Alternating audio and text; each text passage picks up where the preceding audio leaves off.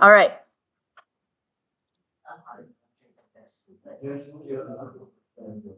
Take a closer look at atoms. Atoms are the building blocks that make up everything, all stuff everywhere. Here I've got some drawings. This is table salt, a solid. Here's water, a liquid. And finally, oxygen gas. And what we're looking at here is what we'd see if we could take these three things and zoom in zillions and zillions and zillions of times. And if we could look at these closely enough, we'd be able to see the atoms, these little building blocks that make everything up. Now, atoms aren't really little colored circles, but it's a good way to think about them, and it's the way we'll usually draw them when we're learning about this stuff. Atoms are super tiny. They are so tiny, it can be really hard to wrap your head around how tiny they are. Here is something that might help you think about this. Take a piece of paper. Look at how wide it is here, all right? This is so incredibly thin. Now, atoms are so small that it would take 1 million atoms lined up next to each other in a row to be as thick as this tiny width of paper. Okay, so I want you to think about that. Okay, so look at your piece of paper and be like 1 million atoms across the little tiny edge of your paper. 1 million. That's like crazy. Can you imagine 1 million things fitting in that width? I can't. My brain doesn't do that. It's not good enough. My brain's just like, okay, that's crazy. That's how small atoms are. Now, what I want to do now is look even closer at an atom. Now, just before we do that, we're going to take note of the fact that the sodium is different from the chloride because every element's atoms are different, but all the atoms of an element are identical. So all the Na atoms are identical.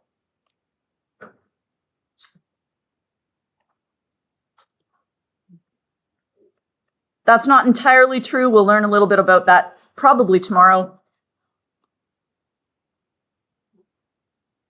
All chloride atoms are the same, but they're different from each other.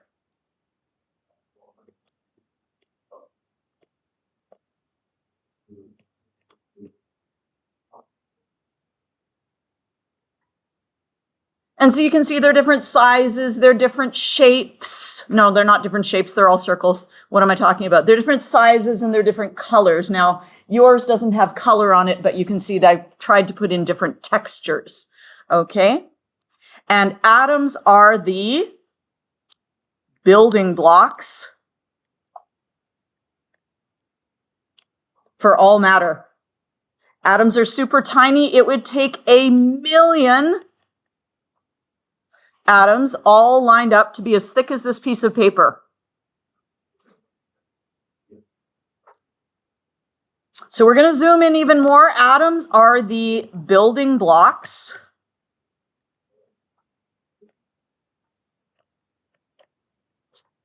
for all of stuff, but an atom has smaller, and we're going to watch the video again to find out what goes in the next blank.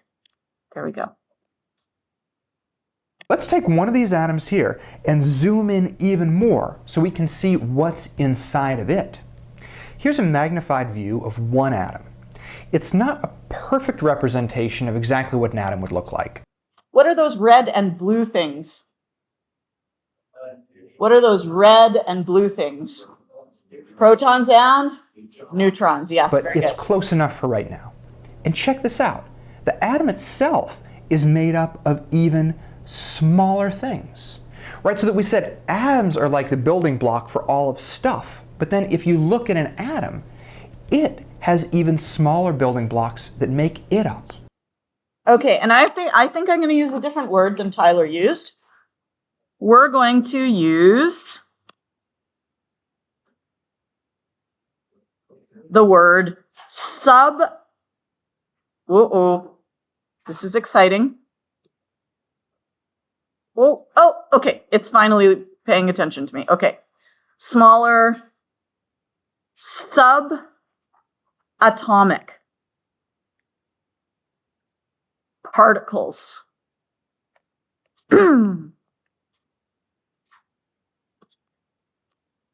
Now, if you go in a submarine, you are going underwater, yes? So sub means below.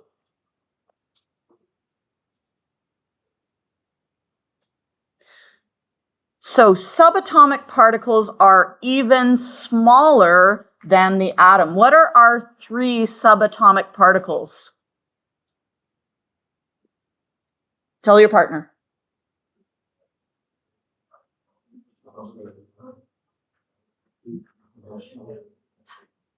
The 3 subatomic particles, Jerry, you wanted to?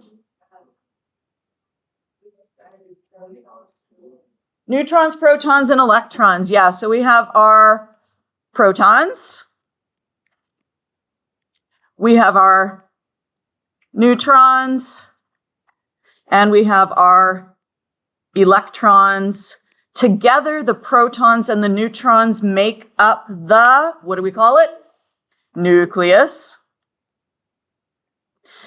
And these 3 guys together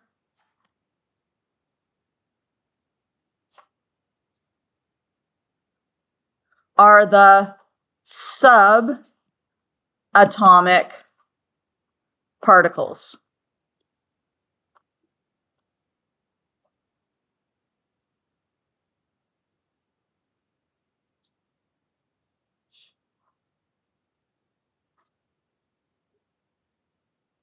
Okay.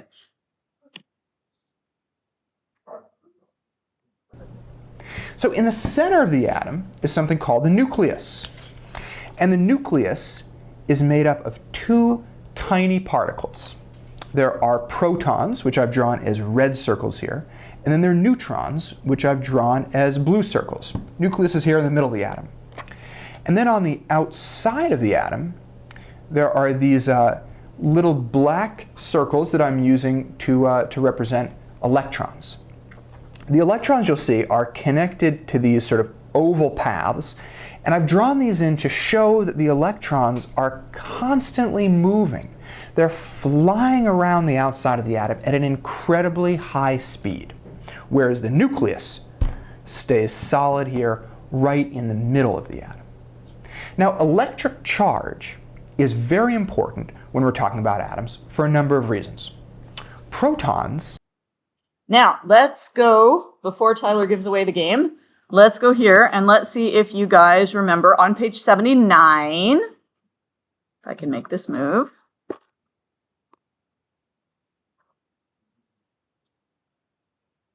What charge are electrons? They are negative. What charge are protons? Positive. And what charge are neutrons? Neutral, so they have a 0 charge.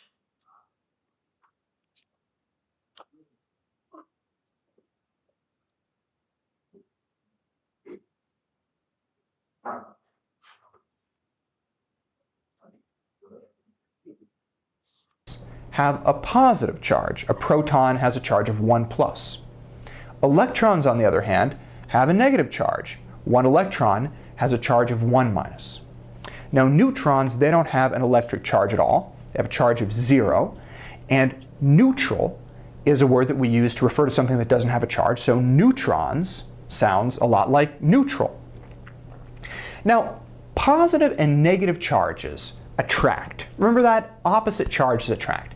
And that has important consequences for how this atom works.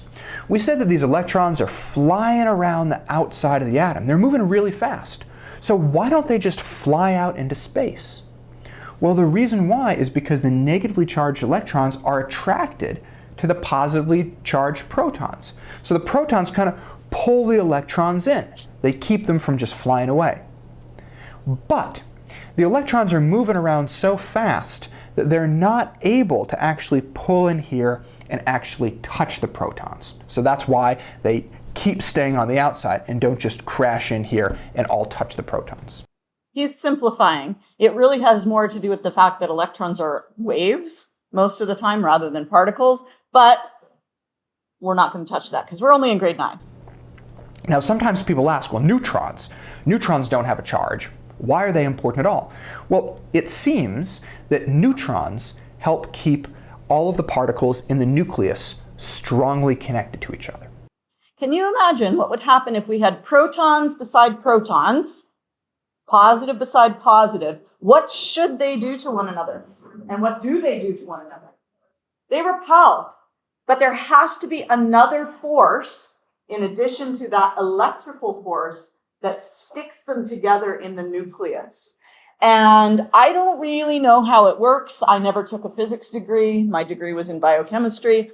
There is another force called the strong nuclear force. And neutrons make that strong force. It is stronger than the electric force between positive and positive, and it holds the protons together. So you can think of neutrons like glue that hold the protons together, that keep them from flying apart from one another, okay? But we usually just don't worry about it too much, and we just say, okay, the protons are in there and they don't go away, okay? But if you're wondering why, it's because the neutrons act kind of like glue and stick them together. Now, electrical charge is important. Something else that's important with atoms is what their mass is, how much they weigh. So in order to figure that out, we have to look at the mass of the various things that make up the atom. Now, a proton and a neutron are very, very similar in size and in mass. And they both weigh about this many grams. Look at what a tiny number this is, right? Look at all those zeros. That's crazy, yes? There's a decimal place all the way over here. This is a number that it's best to represent in scientific notation instead. But however you write this, it's a really tiny, unwieldy number. So scientists came... Do you guys know the word unwieldy? If you're not familiar with unwieldy, it just means like really awkward to work with, okay? It's like not a comfortable, easy thing to work with. It's like, came up with another way to measure the mass of a proton or neutron, and that's using a unit called the AMU, the atomic mass unit. And they said, okay, one proton or one neutron weighs about 1 AMU. That's a lot easier to use than... With the last name H, I, and J, the library for the organization. Great. all right, I got a couple J's. Off you go. Have fun. Where do we go? Library. 12 students who receive a form from the health unit can go down to their organization. Okay, so while they go off and get jabbed, the mass of one proton or neutron, so if you didn't get this before,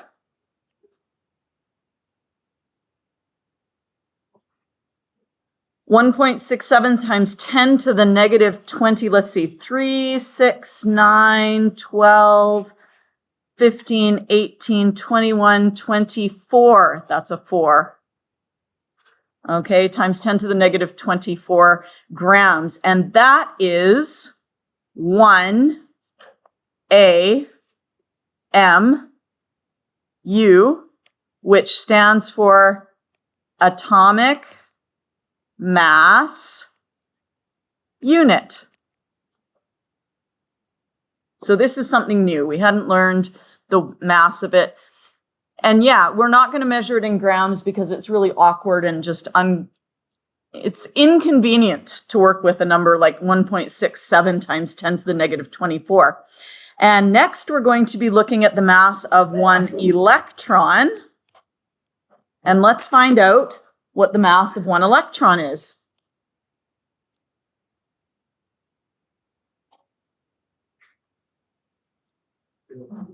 We're on page 79.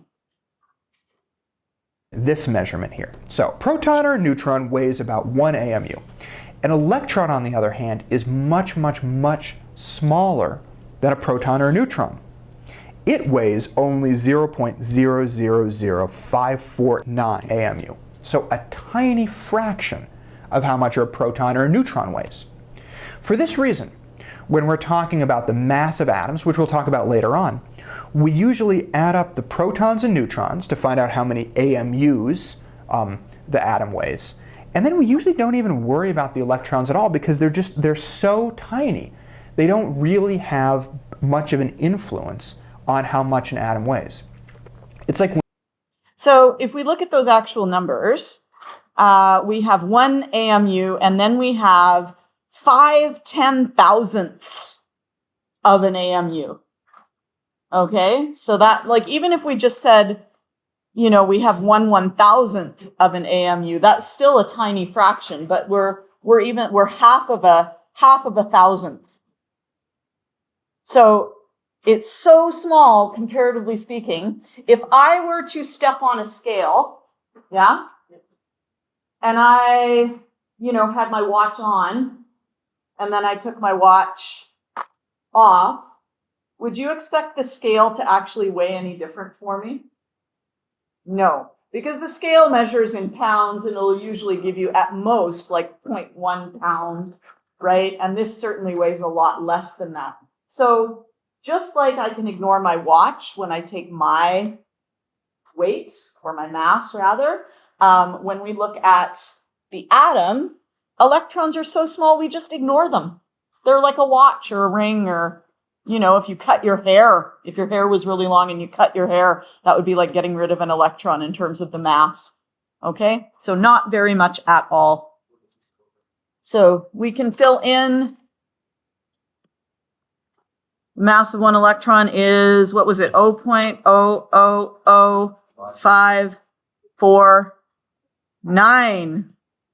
An electron weighs a tiny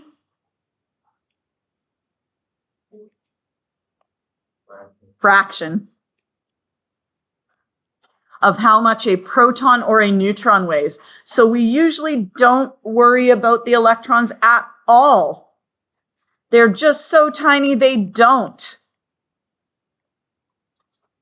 affect the mass of an atom at all, really, to speak of. It's like when you get on a scale to weigh yourself, you don't worry about a ring or a necklace. Those things are just so small that we can ignore their mass.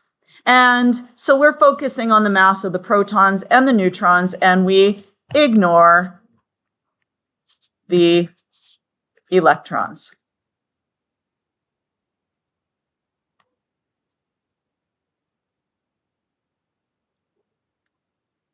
That picture doesn't actually look like an atom. In actuality, electrons don't go around the nucleus in nice circles. They actually buzz around like hyperactive flies. And let's go find out the difference in size between the electron cloud and the nucleus. When you get on a scale to weigh yourself, you don't worry about the ring you're wearing or whether you're wearing a necklace or something, because those things are just so tiny, they weigh so little compared to how much you weigh that it doesn't really influence your weight. So protons and neutrons, 1 AMU, and electrons, a tiny fraction of that. Now, I said that the atom, the way it's drawn here, isn't a perfect representation of what atoms would actually look like. We'll talk more about that later, but there are two things that I want to bring up for right now. The first is the electrons and how they move. This drawing might make you think that the electrons are spinning around in nice circles on the outside of the atom. That's actually not what happens. They're buzzing around much more randomly, kind of like hyperactive flies all over the place. We'll talk more about that later. The second thing has to do with the size of the nucleus and how far the electrons are from it. If this were a real atom blown up many, many times, and the nucleus were the size of a grape, the electrons out here would be almost a mile away. So have this grape-sized nucleus, and a mile away would be the electrons spinning on the outside. So that. Okay, so we have If the nucleus were the size of a grape, the electrons, the cloud, size of the cloud where the electrons live would reach to about a mile in any direction. So if you can imagine, if here is your nucleus, right? Can you see it? Not really, because it is so small. Probably your electron cloud would be way the heck out here, and I can't even draw it because it would take up all the page, yes? And I don't want you to draw that on your page because it looks crazy. Yes? All right. So when we draw it like this, we do it because we cannot draw small enough to draw our protons and neutrons real size. We cannot get small enough to do that. All right, why don't you guys take a couple of minutes and, oh, actually, sorry. So most of the atom is actually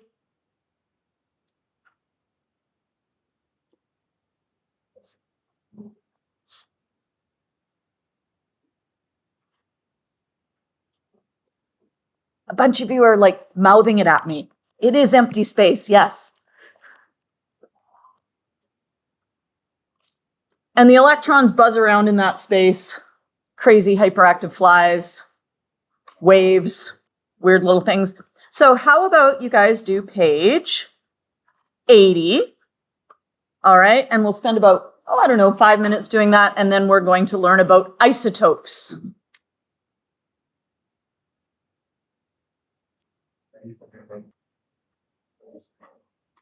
So atoms, isotopes are different versions of the same element. I'm just reiterating this for the recording because I forgot to press record. We are on page 84.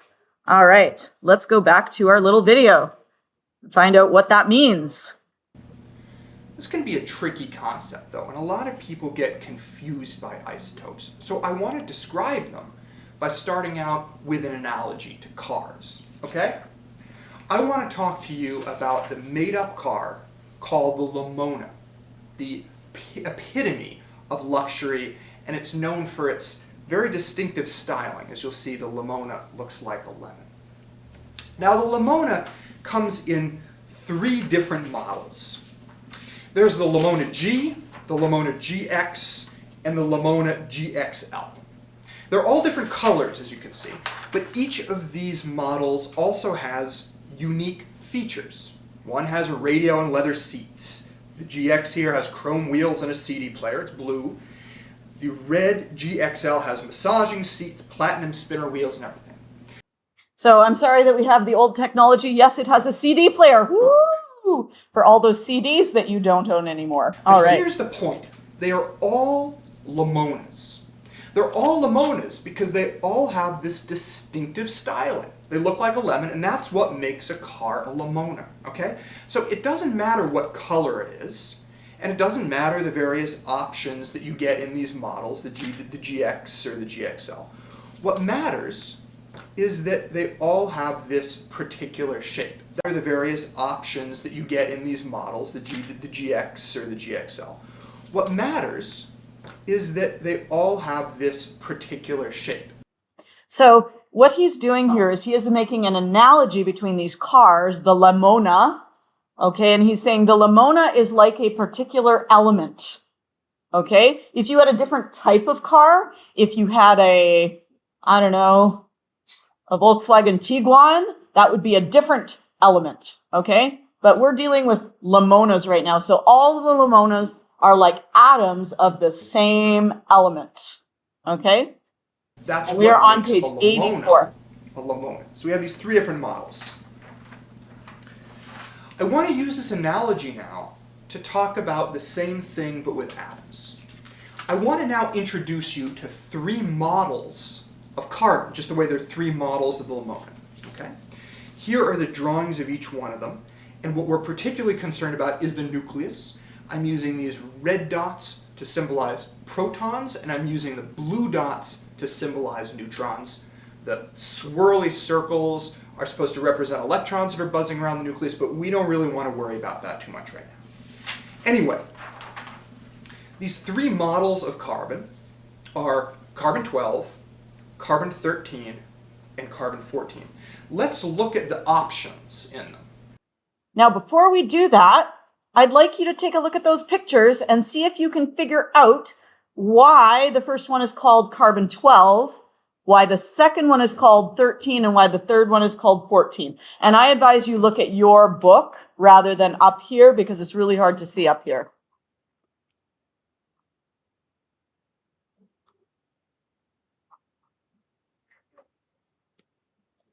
What makes these different from each other, Tristan?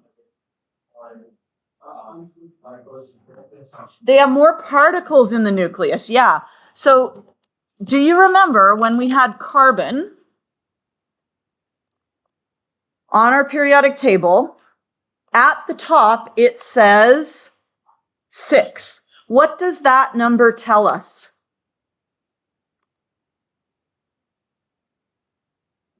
That tells us the number of protons. Yes, it also tells us the number of electrons. Okay, so let's count and see which of these particles we have 6 of. Well, I've got 6 of the red ones, 1, 2, 3, 4, 5, 6. I also have 1, 2, 3, 4, 5, 6 blue ones. I should have said which one is which. So regardless of which is which, I have 6 protons and I have 6 neutrons. Now in our next atom here, I should still have 6 protons because 6 protons is what makes carbon carbon. Okay? It's like a limona is a limona because it's shaped like a lemon. Yes? And a carbon atom is a carbon atom because it has 6 protons. If it had 7 protons, would it be carbon? No. No. Who would it be? It would be nitrogen, okay? So we can see here, if we didn't have 6 protons, if we had 7 protons, that would be nitrogen. So let's go to our second one here. And how many red ones do we have now? We have 1, 2, 3, 4, 5, 6. So we still have 6 protons. I guess the protons are red. Or in your case, light gray.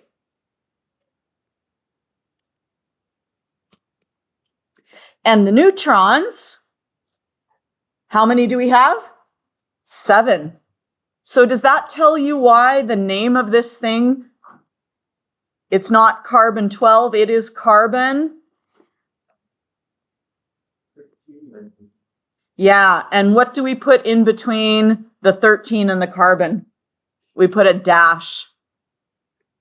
13. Shall we count up the protons in this next one? How many protons? 1, 2, 3, 4, 5, 6. It had better be because it's still carbon. So this is still carbon, carbon. It doesn't matter whether it's a capital at the beginning or a lowercase, okay? Carbon, now how many neutrons do we have? 8. We have 8 neutrons. Now, if we add up 6 plus 8, what do we get? 6 plus 8 equals 14. And that's because each proton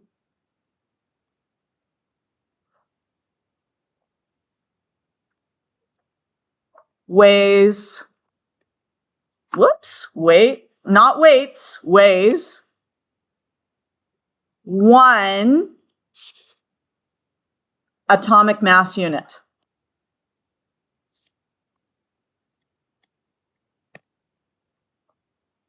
Each neutron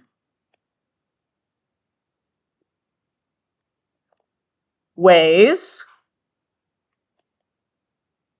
1, and this time I don't want to write out the whole thing, I'm just going to write AMU. So we have 6 AMU plus 8 AMU equals a total of 14 AMU. Why am I ignoring the electrons? Because they're so small compared to the protons and neutrons that they don't count. So if we want to find the mass of an atom, we have to add the protons and the neutrons. Okay, so this one is carbon 14. That's what we call the mass number.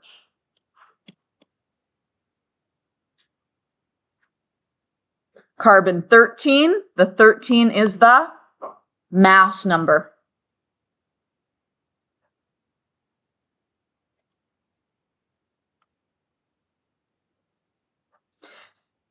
And we have a different place for putting that mass number when we write the symbol for carbon, just the plain old C. We don't say carbon-13. We won't do that. What we're going to do instead is we're going to put the 13 at the top left.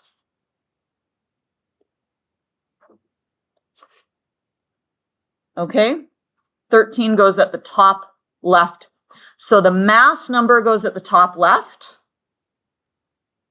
So if we were to fill in these things up here, 12, what do we call 12? 12 is the what? Mass number.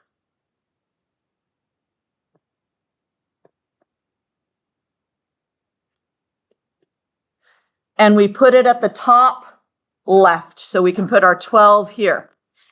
Now, the number of protons, what do we call that number?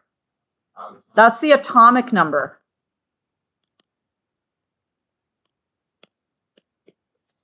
And the atomic number is the number of protons, and we can put that at the bottom left.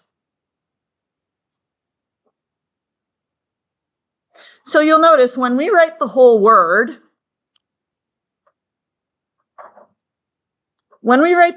do we show the number of protons anywhere? No, we only show the mass, which is, what's that equal to? Mass number is equal to the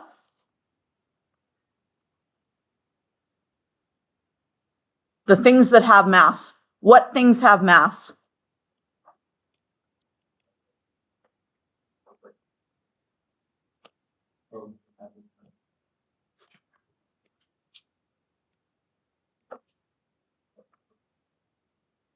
Which subatomic particles have significant mass?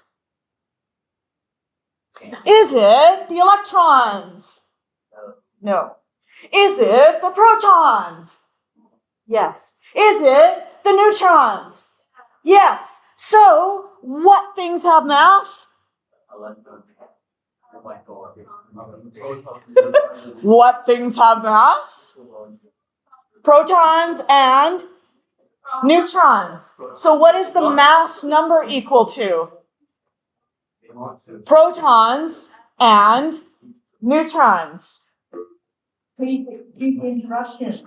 We are now calling down grade 9 for immunization to go to the library for the last name beginning with the letter K. Grade 9, last name beginning with the letter K, please go to the library.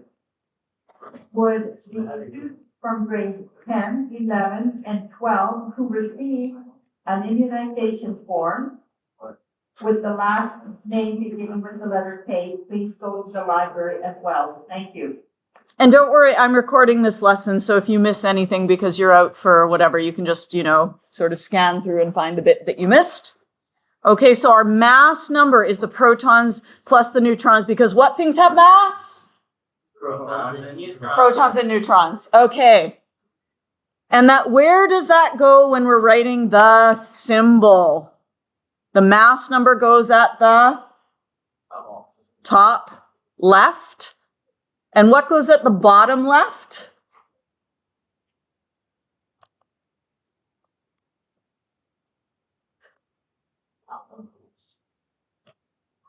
What goes at the bottom left? Atomic number, okay? What is atomic number? Atomic number is the number of protons.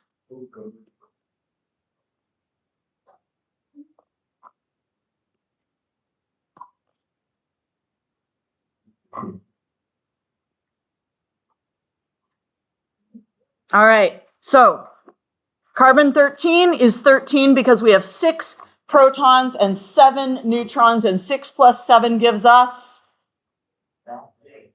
6 plus 7 gives us 13. So we have 6 things with mass and 7 things with mass. So that 6 plus 7 is 13 is our mass number.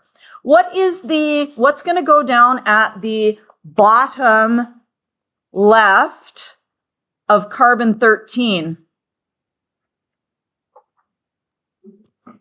What number goes there at the bottom left? 6, because what goes here? That is our atomic number.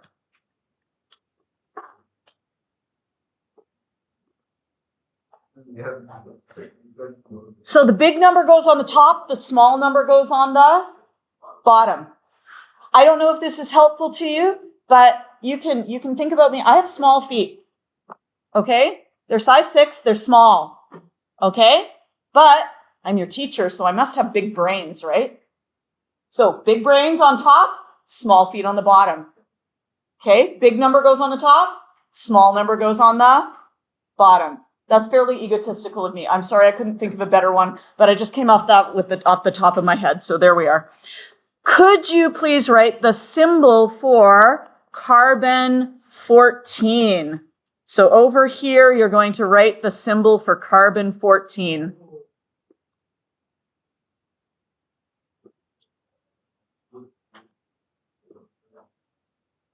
Start by writing the letter.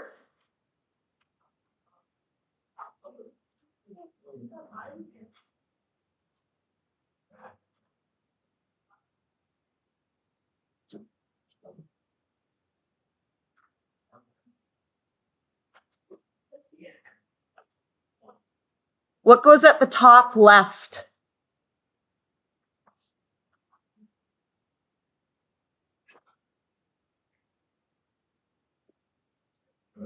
What goes at the top left of the C? 27? Not 27?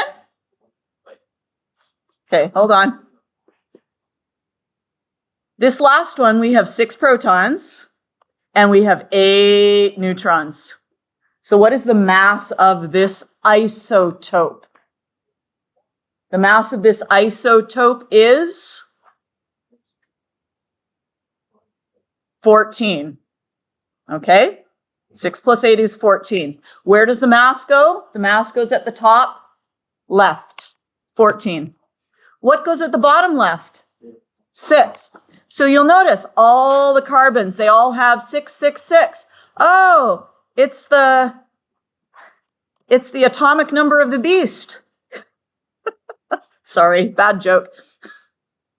None of you got it? Okay, you laughed. Thank you. A+ for you, sir. Okay, so we have different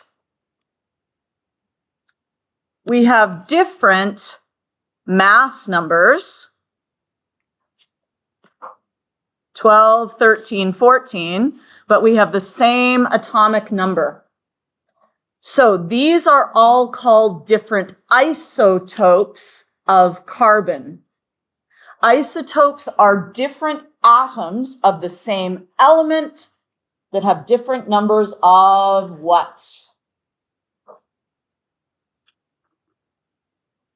Let's write that down somewhere.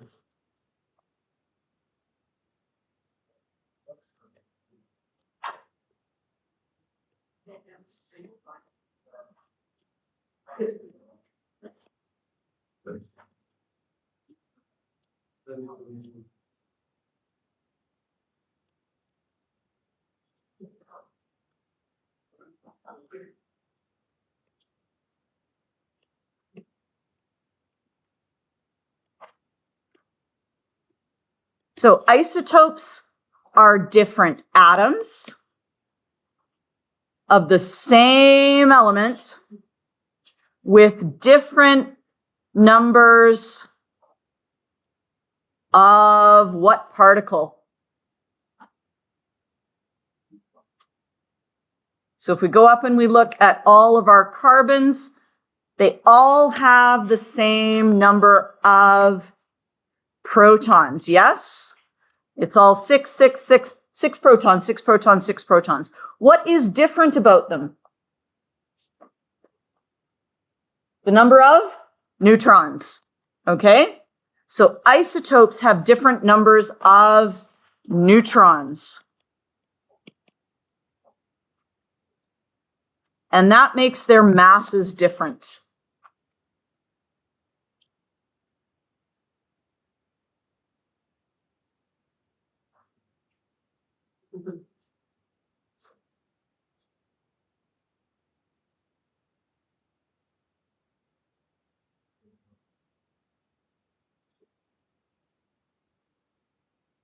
That's weird. Oh yeah, okay. So let's fill in a few things here. Here are our calcium isotopes. Go look on your periodic table and find the atomic number for calcium. What is the atomic number for calcium? 20. Excellent. All right. So if we have calcium 40, we're going to have 20 protons. If it has a mass of 40, and remember protons plus neutrons here is equal to 40, and if we have 20 protons, how many neutrons do we have? We have to have 20. So that means we have 20 neutrons. That is calcium 40. 40 on the top, 20 on the bottom. 40 for the mass, 20 for the protons. This number here is the protons plus neutrons. This number here is just the protons.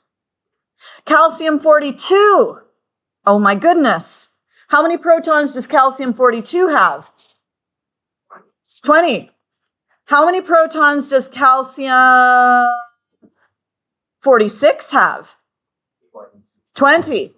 And this guy up here has 20 protons.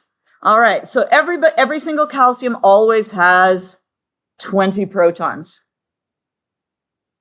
Let's go up here to this one. We have calcium. It has 20 protons and 24 neutrons. What is its mass? What is its mass number?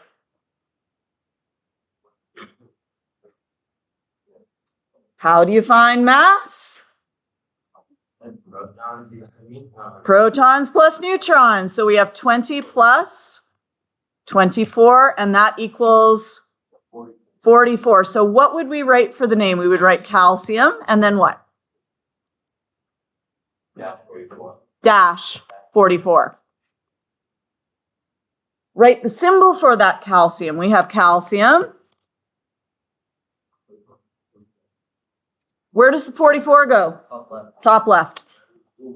What goes at the bottom left? Top left. What goes at what goes at the bottom left? 20. Okay, very good. All right. And I don't know what this one is here. I guess this has got to be calcium 43 because it goes in order. So if this is calcium 43, how many protons do we have? 20, because they have to be because it's calcium. How many neutrons do we have?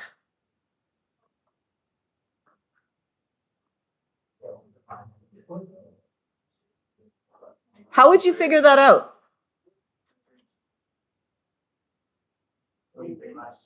It has to be 43 minus 20 because if you add these two together, you get the mass. Okay, so this has to be 23 because 20 plus 23 is 43. Okay, and our symbol would be calcium. Remember, the second letter has to be lowercase. What number goes on the top left? 43. And what number goes on the bottom? 20. Okay, excellent. All right. There's just some more information about iron. So you guys can do page 86. So your homework, page 81 to 83 and 86.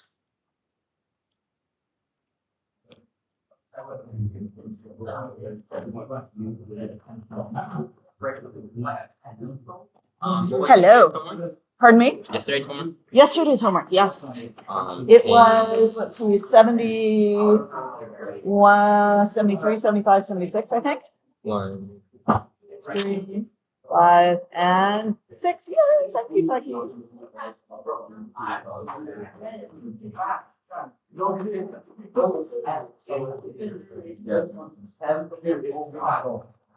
And then he gets a shot and starts calling everyone to something. Have you never done one that late from work? Because I don't believe I was in every year. Close to because you might be getting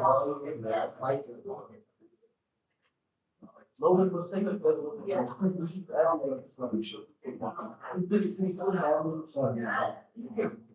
he's the one that always loses. I was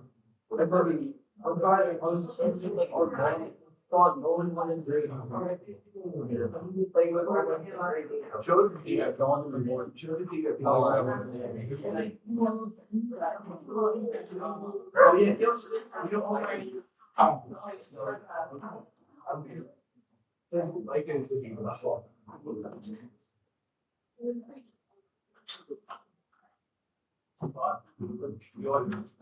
Yeah. I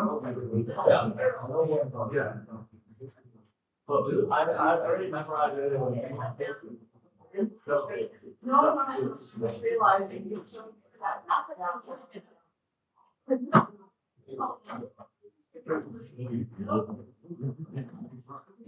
All right, and let's see. It's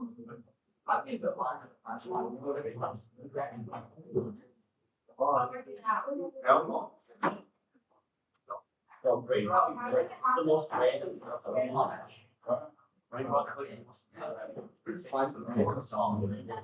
I just